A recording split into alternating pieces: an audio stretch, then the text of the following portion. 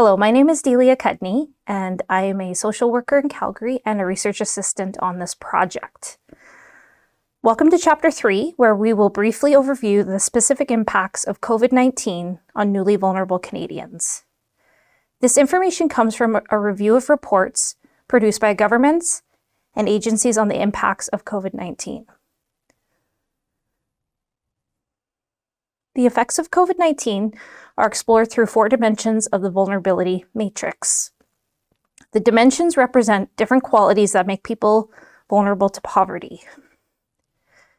We look at the literature with these dimensions in mind, and we'll shortly explain each dimension in more detail. Human capital is one's personal capacity to maintain or improve one's quality of life. Economic disruption.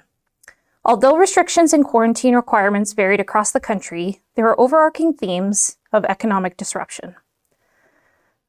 Fears about workplace safety ebbed and flowed, while mass unemployment and financial instability rose across the country.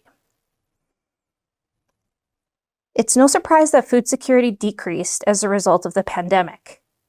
With rising costs, scarcity shopping, and less income, community-based organizations had to pivot funding in order to support the growing need for food security. Individuals experiencing homelessness, migrant workers, and individuals living in prison were disproportionately affected by chronic health conditions. Precarious housing and lack of physical distancing rendered these individuals susceptible to the worst of COVID-19 complications. Mental health consequences of COVID-19 are projected to be the greatest and most enduring health footprint post-pandemic.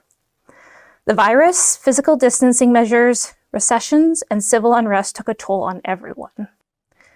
COVID-19 further exacerbated inequalities for many who lacked access to laptops, internet, and adaptive learning technology. People with disabilities face communication barriers, and those in group living situations had increased risk of virus contraction. Now, social capital encompasses one's social status and the capacity to maintain, improve, or leverage one's quality of life. Seniors, immunocompromised, and other high-risk populations often did not leave their homes due to fear of contracting COVID-19. Isolation, loss, and loneliness resulted in increasing rates of anxiety and depression. As isolation increased, people's safety, both actual and perceived, decreased. At home, family residences were reported as grounds for increasing domestic violence, marginalization, and overcrowding.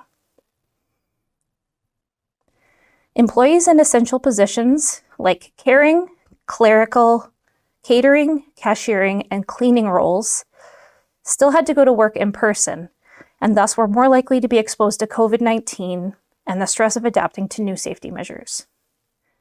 Community organizations, being an important source of social capital, were also impacted by the pandemic. Many agencies struggled, especially those that did not have adequate financial reserves, staffing breadth, or leadership capacity to adapt to the constant demands of the pandemic. In rural communities, including many Indigenous nations, the pandemic increased food insecurity and mental health issues. Due to closures and limited accessibility, individuals were unable to participate in cultural and spiritual traditions such as pipe ceremonies, round dances, and congregational prayer. Life stage factors are circumstances that make a person more or less vulnerable based on their age and related circumstances. For young people, the impacts of COVID-19 were experienced in disruption to their education, employment, and social networks.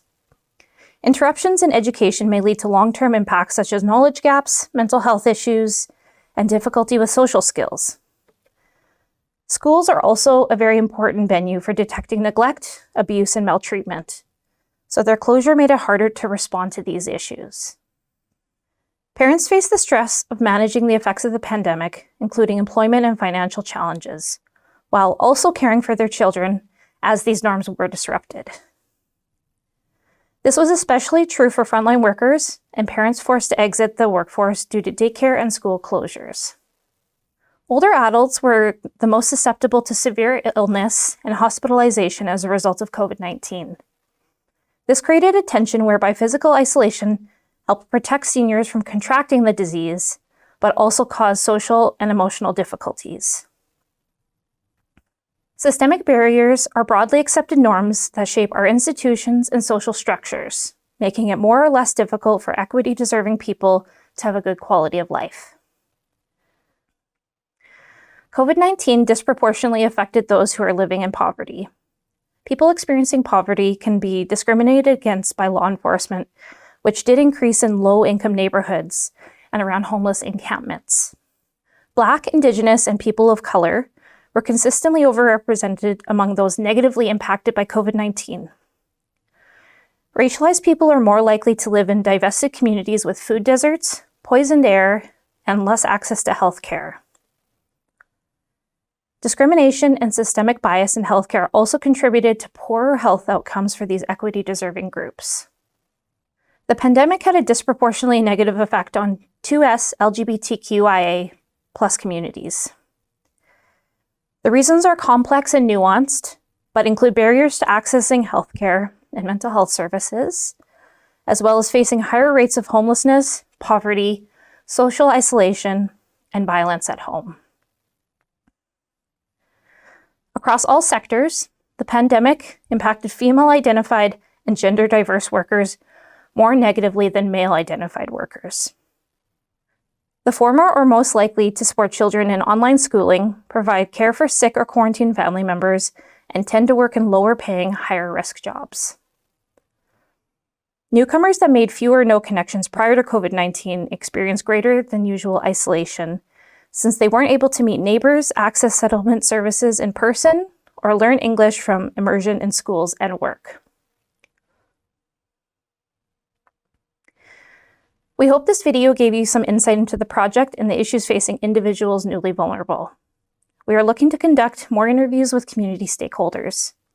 If you are interested, or if you have questions about our research, please reach out to our project coordinator through the email on the screen. Thank you for your time.